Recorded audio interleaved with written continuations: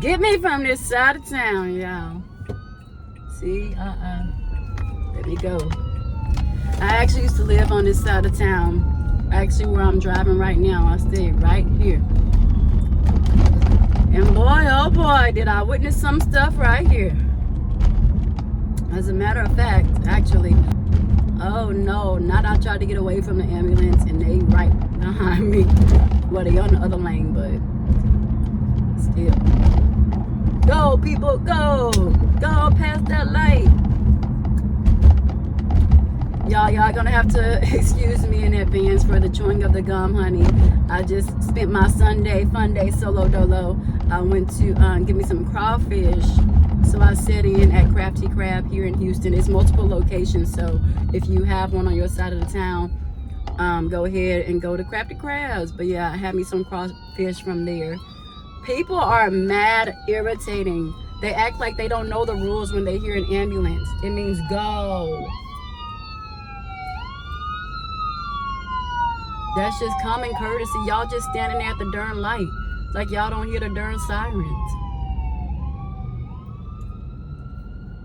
Crazy to me.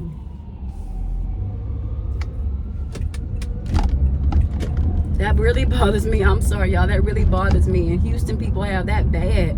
Like, just no common sense. Y'all literally are hearing the sirens behind y'all. How y'all just gonna sit there at the red light? Go. So that they can get to the person that they need to get to. Mad Aggie, bro. But anyways, yeah, so sorry for the gum. Trying to get that crawfish smell out my mouth. I done already flossed and everything else I could do, so this was the last resort. Some gum. But yes, so y'all, first of all, I don't know how people like my daddy and my mama, they have also, pardon me, and I apologize in advance for the bumps in the road. Y'all already know. Y'all already know. Sorry about that. I have no control over it.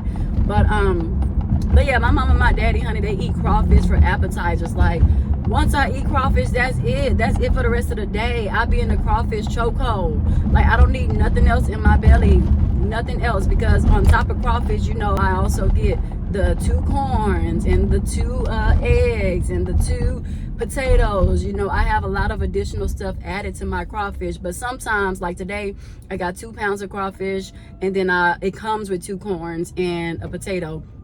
And of course I tipped the girl because she put like a gazillion potatoes in my no thank you, she put like a gazillion potatoes in my order, and then some, and then the corn and stuff came with it or whatever.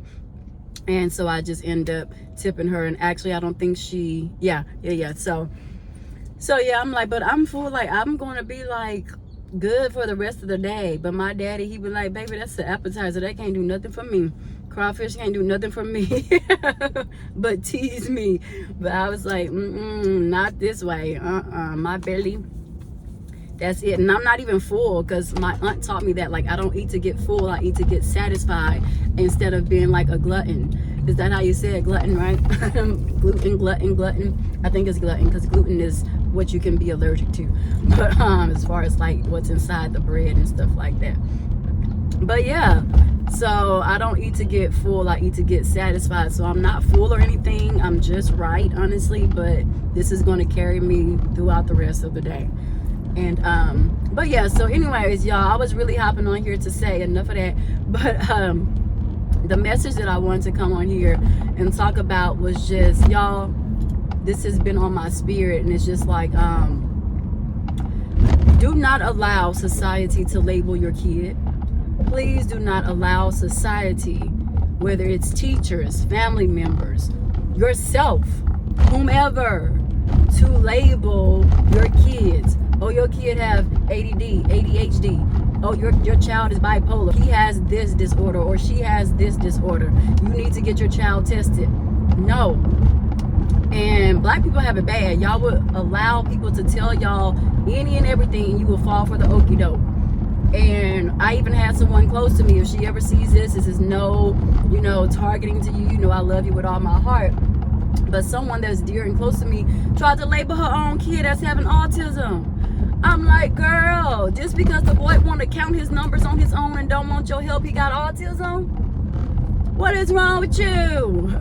She probably gonna laugh if she ever see this, because she know it's out of love. She know I love her dearly. I'll never do anything to make a mockery out of her and her family or anything like that. At least I would hope. You better. And I hope she don't let nobody get in her head to convince her otherwise of my intentions and my motives. You know how people be. But it's nothing like that. But it is the truth, as far as like, girl, sit your tail down somewhere. That baby is healthy and normal. Leave him alone. You're not going to have to get him tested for that. But she ended up getting him tested for it anyway. And what were the results? He was not autistic. Like, oh my goodness, because it is children who's really out here that are that way. But we are just so quick to put these labels and stigmas on our children, especially in the Black community. And we allow other people to put labels on them as well, because we kind of sort of really don't know. We just don't know. All right. So it's a lack of knowledge and a lack of research on our own, and a lack of education that we fail to do for ourselves to really truly be able to diagnose and know when something is truly a diagnosis or not, knowing the difference. And I'm just like, no. And then working in the education industry for 3 years now, I know what dyslexia looks like. I know what autism looks like. I know what ADD looks like. I know what ADHD looks like. Yes, it is a real thing. And yes, in some children it does exist. But when it comes to simple things, minor things, why are you labeling your child? Like, that was something so basic. It's just like, chill out. Catch your breath and just chill. Just chill. But you know, I'm not a parent. I am an aunt of 4, so I can only speak from an aunt's perspective. But still, you know, children are very dear and near to my heart, and I am very passionate about them to certain degrees and certain extents, right? And I am very cautious when it comes to like labeling children, or even enticing or promoting or engaging in talk about somebody else's child and their diagnosis and stuff like that hasn't actually even been diagnosed. You know, it's nothing really to just laugh or hee and ha about. But sometimes it is real. Sometimes I can tell you exactly if this student is dyslexic without them being tested first. That it is a real thing. I can tell you if a child is autistic without them being labeled first, because or tested first, because I've been around it now. But the stuff that she was explaining and the symptoms and stuff that she was explaining, to me, I'm like, I'm on the phone with her and I'm like, girl, this is so normal. Like, what is she talking about? And I tried to tell that to her, but you know, it doesn't matter when people have that fear and they have already conjured up in their mind that this is a possibility. It doesn't matter what you say. They're going to feel that way until they go and get their child tested. And so that's what happened. And the results came out beautiful. But it's just like, yeah, don't let, man, because just because teachers have a certification or a bachelor's degree, it don't mean that they are God. They don't know the end all to the beginnings, to the ends, to the middles. They are not certified or qualified for certain things, and they'll never be, including diagnosing somebody else's child properly. Okay? Pre-testing, prior to testing. There's no way. Like I said before, just a few seconds ago, some of them, yes, you can pinpoint, but students or children with minor symptoms of certain things, more than likely the possibility is a no. Your child is not autistic. Your child is not dyslexic. Your child is not ADD. Your child is not ADHD. Okay, I know a grown guy in his 40s who sit there and try to diagnose himself at 40 years old, talking about he has a slight or a minor label of autism. You label yourself autistic because you are possibly allergic to something that you wash your clothes with, but instead of you thinking of that as a possibility, you go straight diving in head first talking about you're autistic. Now, autistic children do itch, but when they itch, it's not a minor itch. Like, it's a major itch that they literally have to get a call to their parents to come pick them up. And more so, to me, honestly, it comes from nerves, the nervous system, and feeling unsafe and uncomfortable in certain environments, and that's what triggers their itch. Again, I am not a specialist. I do not have my degree in this particular field or a master's degree to be able to counsel or pinpoint these things. But again, I've been around it. Okay? You itching, like I said, because you possibly are using potent detergent to wash your clothes, very strong detergent to wash your clothes, which is a possibility of why you are resulting in itching. Those are two different types of itches. Those are two different types of things. Like, let's grow up, let's be our age, and let's stop diagnosing ourselves at 40 years old. You know, that's what I wanted to tell him. And I did bring that to his attention, that maybe you're just allergic to something that you keep washing your clothes with, and maybe that's why you're itching, especially if it's just now starting to happen. If you were autistic, baby, you would have been itching since way back yonder. And that is not your story. So please, please stop. I was like, oh Lord, I couldn't laugh at his face, but I wanted to be like, boy, get out my face, get out my face, and go find something else productive to do instead of wandering with your mind of something that is not even true, possibly. Like, bye.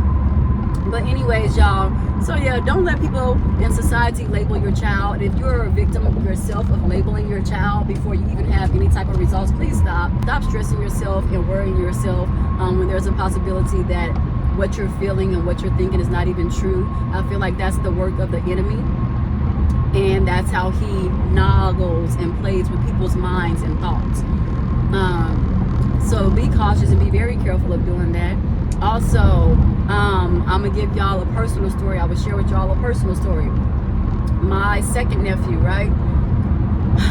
And I'm going to try really hard not to get emotional about this, because I don't play about mine.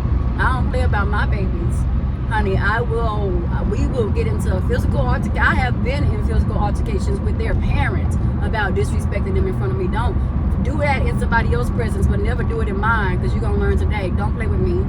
Do not play with me, and do not play with children in front of me at all, or people or elderly. Like, don't do it. Don't try it, because I'm liable to take it there. But yeah, so this teacher, and I'm gonna try hard not to call her a name, because God gave her a name, and it's not one of the ones that's running across my head. Okay, but one of his little funky teachers, when he was in elementary school, he's now in high school, but when he was in elementary school, his teacher tried to label him ADHD, said that he has a lack of focus and all this kind of stuff like this in her classroom. And the teacher came and told my brother, blah, blah, and my brother was about to take her word for it. But what we discovered was, this is how the Lord works. This is why I pray over my babies, and I pray over my family members and those who surround me, and I pray for myself, because my nephew, I don't know what was happening. I don't know why he was staying at my parents' house, but I was living with my parents at the time, and he chose to spend a night at my parents' house without his siblings or whatever, so he stayed a night with us. And oh my God, it just really hit me. If there was purpose in him spending a night with us by himself, because had his siblings been there, I don't think we would have come to the conclusion that we came up with, and we wouldn't have been able to resolve the problem that he was having at that freaking school with that freaking teacher. There was purpose. Oh my gosh, now I really have to try not to cry on this camera. There was purpose in him spending a night with us. I swear to the man above, this literally just dawned on my head as to why. As I was speaking about why, what was happening, and I don't know why he was there. Yes, I do. It was freaking purpose in him spending the night, that night. But, so what happened was, I was in my parents' room talking with them, and he was in the room by himself. And whatever he was doing at the time, he must have stopped. And what he did was drew a picture. And oh my goodness, I'm really gonna try not to cry, because people be trying it. People be trying you, and they will even try to try your kids to try to break your spirit, and you truly cannot let them, because people gonna be people, but God is gonna be God. Point blank, period. And so he ended up drawing this picture, you guys, and I didn't see him draw the picture. Nobody saw him draw the picture. Nobody knew at what time he drew the picture. I guess, like I said, whenever he was in the room by himself, he took the time out to draw this picture. I'm still there talking to my parents in their room. So something in me just said, go to the refrigerator, because I went there specifically for something. I was going to the refrigerator to get a drink, probably a drink or something, because I always go to their fridge when I'm at their house. And so some said, go in the kitchen, get you something out the fridge. I went to the kitchen. Mind you, I was supposed to be opening the refrigerator, and something said, look up. I looked up on the freezer, and you know old school people. Sorry, parents, but old school people, they love to have all those magnets and stuff on the freezer to like stamp notes and have notes held up there and stuff like that. So they had all these magnets on their freezer, and I look up, and he put his picture, the picture that he drew, he put it behind one of the magnets to stamp it, to see it, so people can see it on display on my parents' freezer. And so I look at the picture, and the next thing I know, my head kind of tilted like this, like, what the heck does this picture mean? And when did this picture get up here? Because it wasn't up here a few minutes ago. And so I'm like, my curiosity. I don't be trying to be as curious as a cat. But sometimes my little tingling senses of the spirit gets the best of me, and I'm like, curious.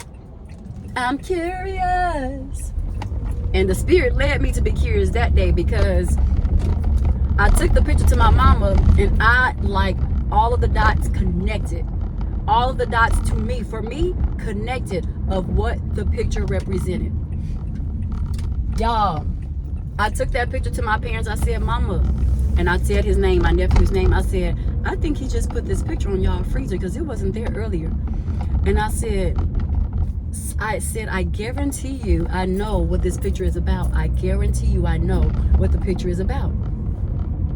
Not even really truly connecting, the teacher trying to label him as this. That was so far beyond my mind at that time. That was said and done and said and gone, right?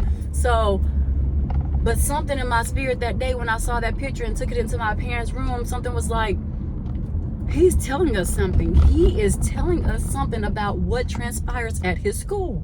And so the picture revealed what he drew was a desk in the corner. He drew a desk in the corner and a child sitting there.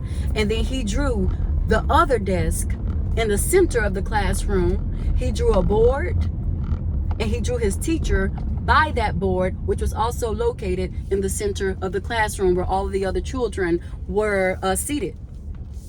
And the desk that was isolated and far in the corner, that represented him. That represented him as my neighbor, y'all. He one of them D boys, but he's so sweet to me. He's just always kind and respectful. So I speak. You need people to take care of you out here in these streets. You never know who you might know, regardless of their titles and regardless of what they do, who just may end up saving your life when you need them to save your life or to step in at any given moment. Hey, I treat everybody like they are somebody. Now, I don't say too much to him now, because I don't want him even sensing or thinking, getting the TH and thought in his head that it can never be something like that. But I do speak, and I am kind in my speaking, just to let him know, hey, you are seen. I see you.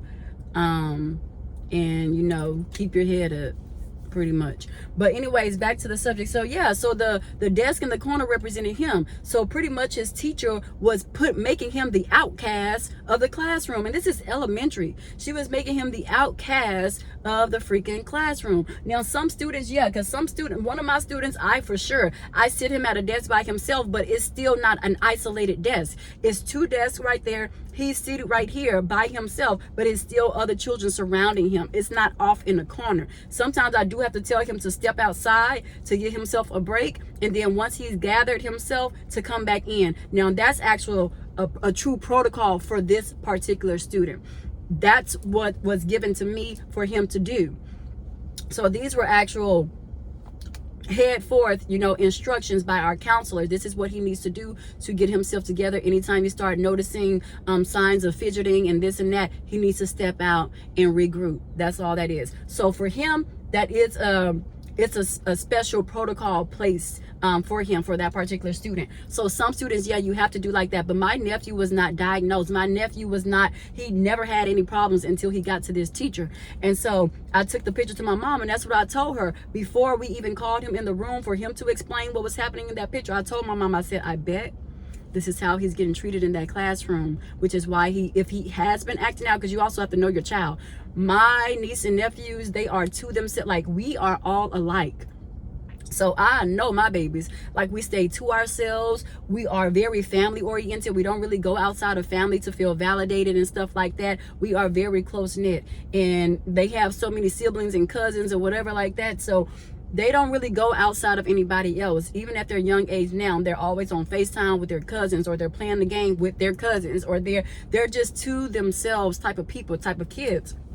And so are we as the adults in their lives. And that's kind of what really, how they really got that kind of aura and personality. But so I'm like, no, I know my nephew, like, ain't no way, a class clown, the boy don't even talk for real. So, and I know people can say, well, they don't act like this at home, and very much that could be true. But come on now, this was the only teacher out of all his years. He done made it through middle school, and he's now getting ready to be a junior in high school, and not one time have we had a phone call about his behavior. So I told my mom, I was like, I bet this is how he's been treated in that classroom. Something is telling me this is how he's been treated in the classroom. And I sit in the desk that's in the corner, I bet that's him. I bet that's exactly what the teacher do to him and how she treats him. So she ended up calling my nephew by name, like yelled his name throughout the house, and he came in the room. And she was like, when did you draw this picture? And he was like, probably a few minutes ago. He's very nonchalant and he's very emotional. He doesn't cry, but his aura, and you can tell in his voice that he really be wanting to cry, but he don't, because he's a boy, right? And I tell them all the time, it's okay for them to cry. Like, you don't have to withhold your emotions. And I tell them, females are going to be attracted to you if you show your emotions and if you express yourselves to them. Like, you don't have to hold that back. I want them to know that they are safe, and they are still considered real, true men. Okay, regardless if they cry and show their tears and emotions and express themselves in that way. It doesn't make you any less of a man, any less of a young man, you know.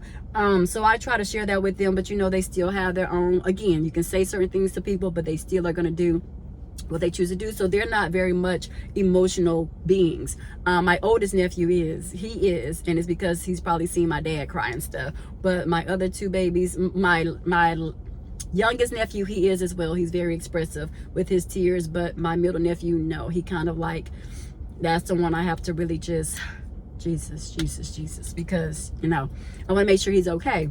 And this world, this society is blah. But anyway, stand on topic. So she called him in there in the room, and she asked him to explain the picture. He told her verbatim what I had already told her. This is me in the corner.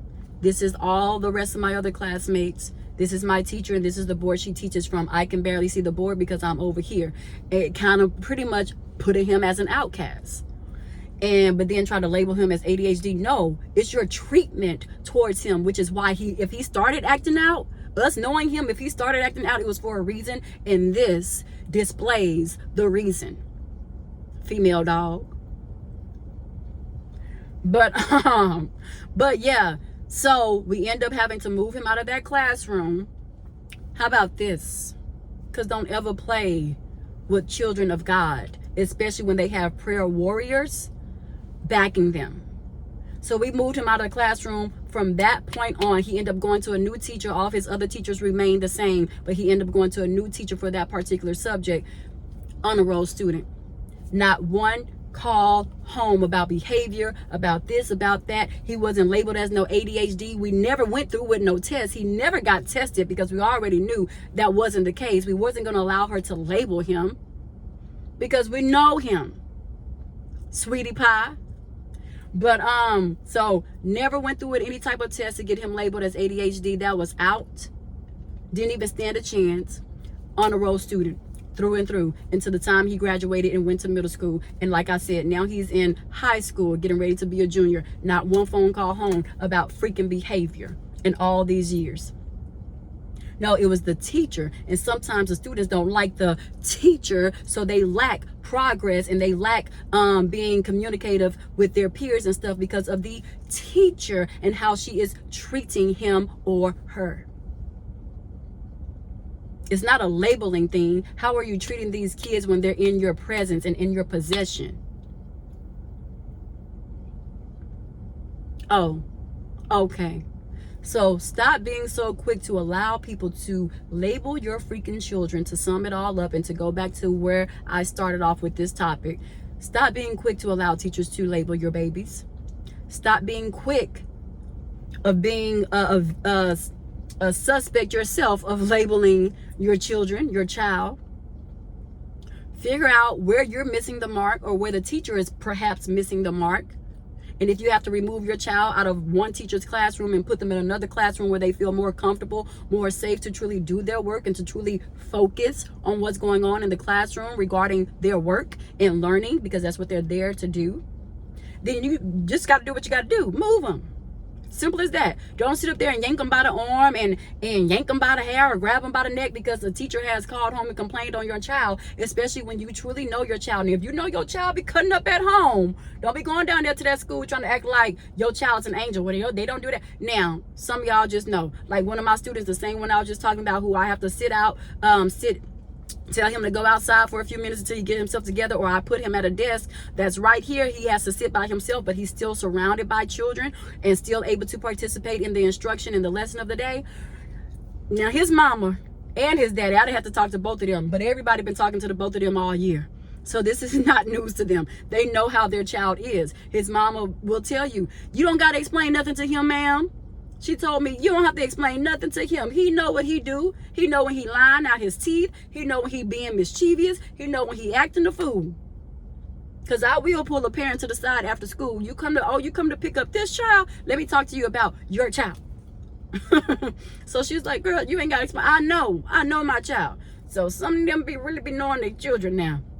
But that still don't give a teacher an excuse to take advantage of that child and to just shun them out either. Because some people got that bad too. Well, he's already been labeled as this. Everybody in the school know that he's bad or has this huge misbehavior. So we're just going to shun him out and be mean to him and kick him out of our classroom every chance we get. No, now sometimes you do got to put him out. You do got to put him out. I'll be calling the assistant principal. Can you come get him? Return, he needs to go to a new sender. Because he out of control today. Sometimes I can deal with him all throughout that 1 hour class period. Sometimes it'll be only about 35 minutes. I can tolerate his misbehavior because it can become a distraction to everybody else in the classroom. But that doesn't mean that I'm going to be mean to him. It's just, hey, you got to go right now. Get your stuff. One time I did have to be mean to him and it still wasn't rude. I was just telling him, yeah. He was like, I'm just trying to help you. I said, you can help me by getting your stuff together so you can go with assistant principal such and such. That's how you can help me. Thank you so much. I appreciate you for wanting to help me. I'm just letting you know how you can help me, how you can be of great assistance. Pack up your stuff, take this beautiful computer and your headset and my packet so that you can do some work with the assistant principal out of my room. Sometimes you do gotta talk like that now. But again, it's never disrespectful or calling him out of his name or just all this kind of stuff. And that's why every single day he come back and he speak and or he give me a hug or he be excited to come to my class, because I still don't treat him a certain type of way. I don't treat him no different than I will another child that's misbehaving, because you can get up out of here too. Go with the same assistant principal. Good day, good riddance. And you better hope I don't call home for them to come pick you up early or for them to show out at this school in front of your peers, your parents, okay? But sometimes you do have kids that be cutting up, okay? Cutting up. But then you have those who people just try to say stuff about just because they are who they are, you know? So yeah, no, don't let nobody do that. And y'all stop doing that, please. Stop trying to self-diagnose yourself and your children, okay? If anything, if you really just really truly feel like that, get them tested. Get them tested. Stop playing guessing games. Just get them tested and see the results. Okay? But don't try to do it yourself. Stop. And stop worrying yourself. Just get it done, or don't label them at all. And stop being so quick to accept any type of label that these teachers or whoever give you about your child. Yourself as well, for that matter.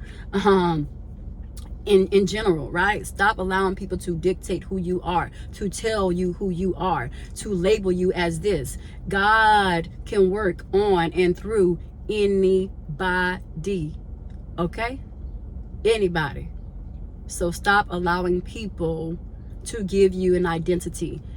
Stop allowing people to keep you stuck permanently when you know you're not, that's not your end all be all. You can grow. You can become a better person, a better self. You can have a better outlook about yourself, a better vision about yourself, okay? You can have a different outcome in life, all right? And go beyond the stigma and the stereotypes of, oh, girl, this is all you're going to be. This is all they told you you're going to be, so this is what you are. Boy, this is all they said you was going to be. You ain't going to ever amount to nothing, so you ain't going to amount to nothing. Stop allowing people to tell y'all who you are. You need to know whose you are, and God forgives all. Once you repent, God forgives all. And keep repenting, keep talking to him, keep growing in him, and see who you become. See who he has truly called you to be. Your current circumstances does not define you. Your current circumstances does not define you. I don't care if you're a stripper. I don't care if you're a streetwalker. I don't care if you're a dope boy. I don't care if you this. I don't care if you that.